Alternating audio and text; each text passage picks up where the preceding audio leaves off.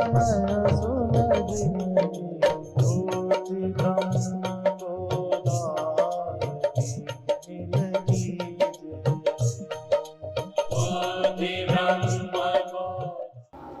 राम जय जय राम। श्री राम जय जय राम। श्री राम जय जय राम। श्री राम जय जय राम। श्री राम जय जय राम। श्री राम जय जय राम। सच्चिदानंद भगवान की जय। सनातन धर्म की जय।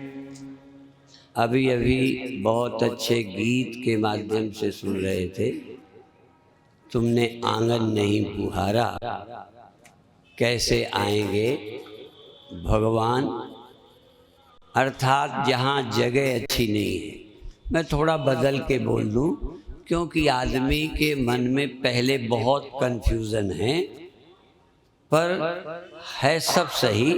पर तुम्हें और साफ करने के लिए कहता हूँ कि तुमने अपना हृदय नहीं साफ किया तो कैसे तुम्हारे अंदर प्रकटेंगे भगवान, कैसे पता चलेगा भगवान का। वो तो बैठे ही हैं, उन्हें आना नहीं पड़ता, पर वो तुम्हें अनुभव में नहीं आएगा। इसीलिए ये कहा गया नाहम बशामि बैकुंठे, और यहाँ तक कह दिया योगी नाम हृदय न च, योगियों के हृदय में भी नहीं और बैकुंठ में नहीं। हमारे ही शास्त्र कहते हैं बैकुंठ में, हमारे ही शास्त्र कहते हैं तुम्हारे अंदर मन में। लेकिन वहीं एक लाइन ये है कि मद भक्ता यत्र गायन्ति तत्र तिष्ठामि नारद। कहीं हैं कहीं नहीं हैं, ये महत्व का नहीं है। जहाँ हृदय से आप प्रभु के गुणगान गाते हैं वहीं वो प्रकट हो जाते हैं। अभी ये भी सुन रहे थे कि पत्थर में भगवान प्रकट हो जाते हैं, क्योंकि भगवान तो सब जगह है, चाहे वो जड़ है चाहे चेतन है, पशु है या पक्षी है।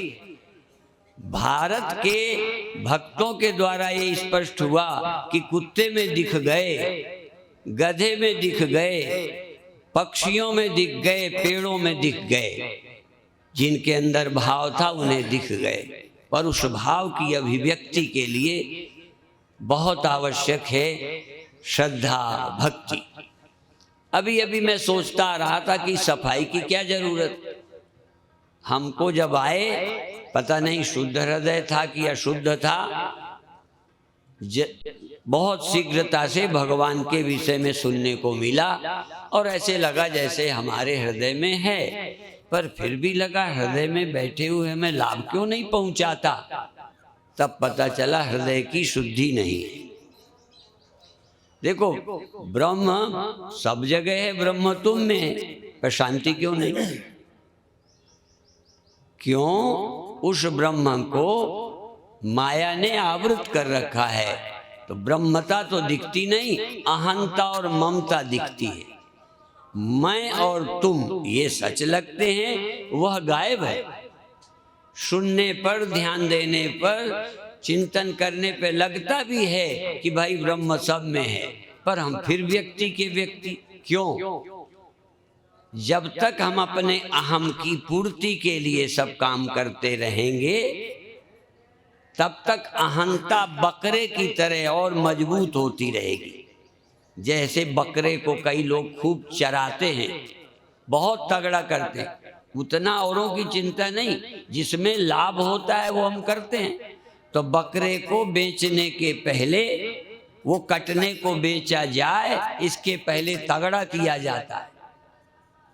तो हमारा अहम भी धन द्वारा, पद द्वारा, चोरी द्वारा, बलात्कार द्वारा, अत्याचारों द्वारा अपने अहम को बहुत खुराक दी गई है, अहम को बहुत तगड़ा किया गया है। ये अहम जब तक कमजोर ना हो बात नहीं बनेगी।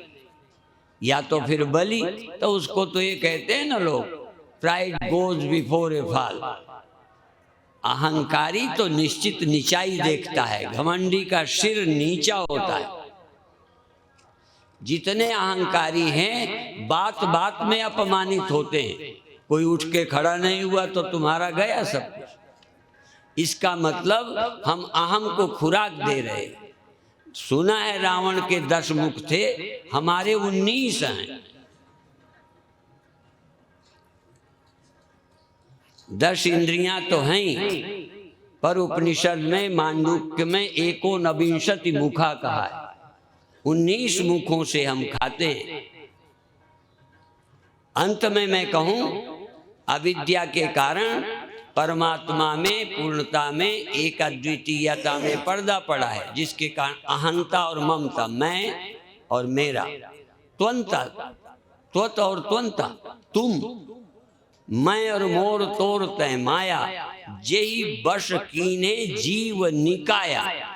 इस चौपाई में जीवों को कहा है, वही तुलसीदास कहते हैं। और वही तुलसीदास एक ये बात कहते, यन माया वसवर्ति विश्वमखिलम, यन माया वसवर्ति विश्वमखिलम ब्रह्मादि देवासुरा।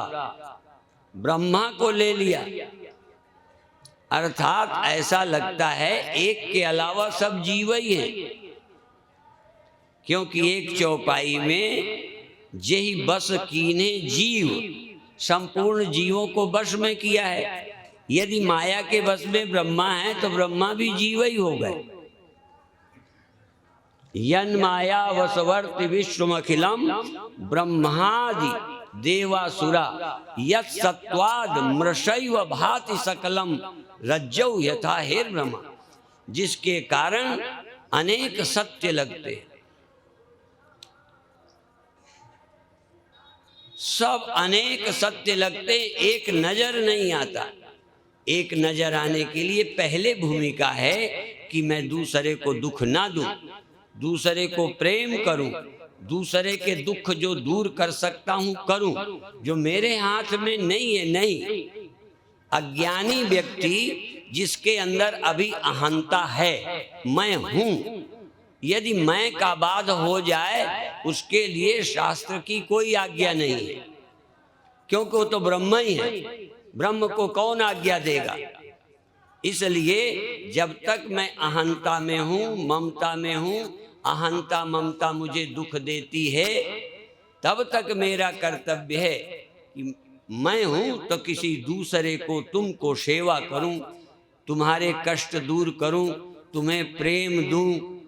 जिसके तुम भूखे हो और वो यदि मेरे पास है तो रखे रहूं, तो बहुत कंजूस हो।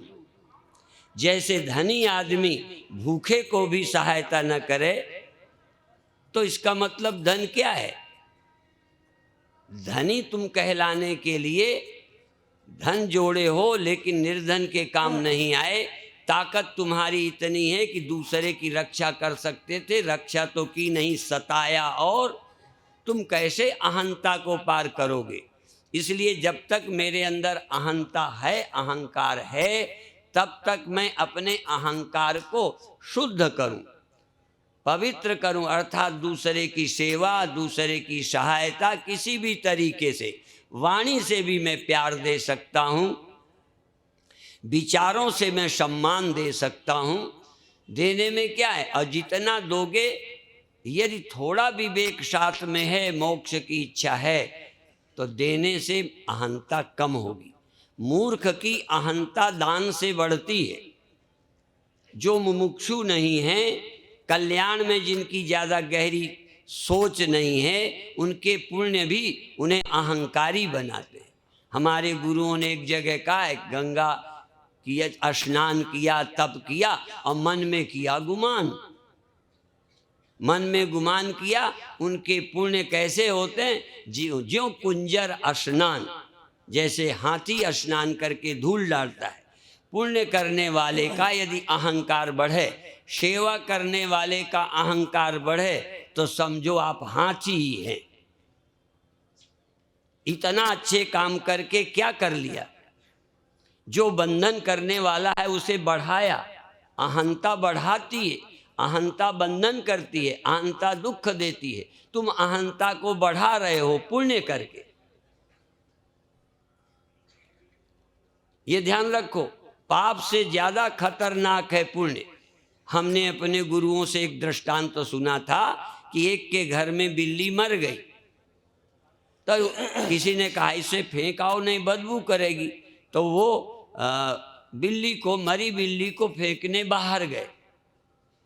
जब तक वो दूर से लौटा तब तक दरवाजे में ऊंट मर गया। बिल्ली फेंकना तो आसान था, ये ऊंट को कैसे फेंके? ते पुण्य जो है ये समझो ऊंट है, पाप तो बिल्ली है। सब लोग बुरा कहेंगे जल्दी फेंक दोगे, लेकिन पुण्य का अभिमान फेंकना बड़ा कठिन है। इसलिए इस अहंकार के लिए पुण्य नहीं करो, चित्त शुद्धि के लिए करो, स्वर्ग के लिए नहीं, किसी को दबाने के लिए नहीं, किसी के आगे बड़ा दिखाने के लिए नहीं। पुण्य करो अपने सत्य के कल्याण के लिए, चित्त शुद्धि के लिए। इसलिए निष्काम कर्म से चित्त शुद्धि होती है, और चित्त शुद्धि से तत्व का ज्ञान होता है। तब अहंता ममता से ऊपर उस परम सत्य का बोध होता है। तो जिसकी माया से ब्रह्मा विष्णु महेश आदि, ब्रह्मादि का मतलब तीनों को ले लो, और देवादि और सुर और असुर जितने हैं सब, पेड़ बढ़ता है कौन? वहाँ कोई अहंकार नहीं है। कोई पेड़ बढ़ने की खुशी पेड़ में कोई करता नहीं है कि मैं बढ़ रहा हूँ, मैं फल रहा हूँ, तो हो रहा है।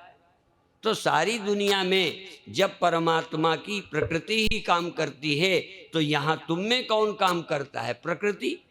पर यहाँ कौन मानता है कि प्रकृति करवा रही है, मैं करता नहीं हूँ? यस्य नाहं कृतो भावो बुद्धिर यस्य न लिप्यते हत्वापि स ईमान लोकान न हन्ति न निबध्यते। आप करता नहीं है, ये समझ में आना करोड़ों लोगों में, पढ़ लेना बोल देना आसान, लेकिन आप करता नहीं है। आप जगते हैं, आपकी मैं खड़ी हो जाती। जगना क्या है? प्रकृति का कार्य है। बुद्धि प्रकृति की है, वो जगी, आपका मैं। अर्थात यन माया वशवर्ती विश्वमखिलम, बुद्धि खड़ी हुई, आपका मैं आ गया। अब इस मैं के आने को कौन रोक सकता है? फिर क्या रोका जा सकता है? अहंकार विमूढ़ात्मा कर्ता हम इति मन्यते। इस अहंकार के कारण तुम कर्ता मानते हो। अहंकार करता है, तुम नहीं। प्रकृति करती है, ये अहंकार प्रकृति का है। पेड़ में सब हो रहा, पहाड़ में सब हो रहा, नदियों में सब हो रहा, सूर्य चांद सब हो रहे, सब हम ही करते हैं। यदि कर्ता के बिना, यदि व्यक्ति के ईगो के बिना कुछ न होता तो ये पेड़ कैसे फलते, पानी कैसे बरसता? तो सब जगह जो करता है यहाँ भी वही करता है। तो कोई लोग भगवान को कर्ता मानते हैं, कोई प्रकृति को मानते हैं। बहरहाल प्रकृति को मानो चाहे भगवान को, पर तुम कर्ता नहीं हो, ये पहली बात है। यदि तुम कर्ता हो तो बंधे बिना रह नहीं सकते, लेकिन अभी चूंकि कर्ता हो तो पुण्य करो, चित्त शुद्धि करो, मोक्ष की इच्छा करो, सत्संग की इच्छा करो, अच्छे धर्म का पालन करो, चूंकि अभी करता हो। जब करता न रहोगे तो शास्त्र तुम्हारे लिए आदेश नहीं देगा, बल्कि वो शास्त्र का गुरु शास्त्र के ऊपर बैठ जाता है, जो ब्रह्मवेत्ता होता है। इसलिए सबको शास्त्र के अनुसार चलना है और तब उस सत्य को पा लेना है। पहले हमें शास्त्र के गुलाम बनना है, शास्त्र की आज्ञा में चलना है, गुरु की आज्ञा में चलना है। जब आपके मैं न रहे, पर हमें जानते हैं मैं छोटे में नहीं जाती, मैं वालों के बड़े मुकदमे हैं, गुरु भाइयों के हैं, गुरु चेलों के हैं, ये बिना मैं के हैं। मुझे जायदाद मिली, मुझे टिकट मिली, मुझे फलाना नहीं मिला। तू अहंकार है या ब्रह्म है? अर्थात यदि तुम्हें मुक्त होना है तो अहंता ममता रहते ईमानदारी से निर्वैर रहो। निर्वैरा सर्वभूतेषु समामेति पांडव। पहले निर्वैर होगे सद्भाव होगा तो ब्रह्म भाव आ पाएगा, ब्रह्म भाव आएगा तो तुम्हारे ऊपर कोई कर्तव्य नहीं रहेगा। हमारे शास्त्र पहले कर्तव्य का बोझ देते हैं, चोटी रखाते हैं, जनेऊ देते हैं, विवाह करते हैं और उस दिन एक कर्तव्य देते हैं कि ये तुम्हारी पत्नी है, तुम इनके पति हो, तुम जिम्मेदार हो। चोटी रखाते हैं, जनेऊ पहनते हैं, हम हिंदू हैं, हम ऐसे हैं, अब हमें ये करना चाहिए, नहीं करना चाहिए। तुम साधु बनते हो तो हम जानवर नहीं बनते, साधु बनते हैं, हमें ऐसे करना चाहिए, ये आज्ञा है। पर ब्रह्म ज्ञान के बाद सचमुच यदि मैं नहीं, मेरा नहीं है, तो अब आपको किसकी आज्ञा? स्वयं आप इंद्रियों के शासक हो जाते हैं, ईश्वर हो जाते हैं। अभी आज हम इतना ही कहेंगे, क्योंकि हम सुबह कह गए थे कि अब शाम को भी थोड़ी देर आया करेंगे, अभी कथा में देर न हो, इसलिए अब हम समय छोड़ते हैं, अब जाते हैं।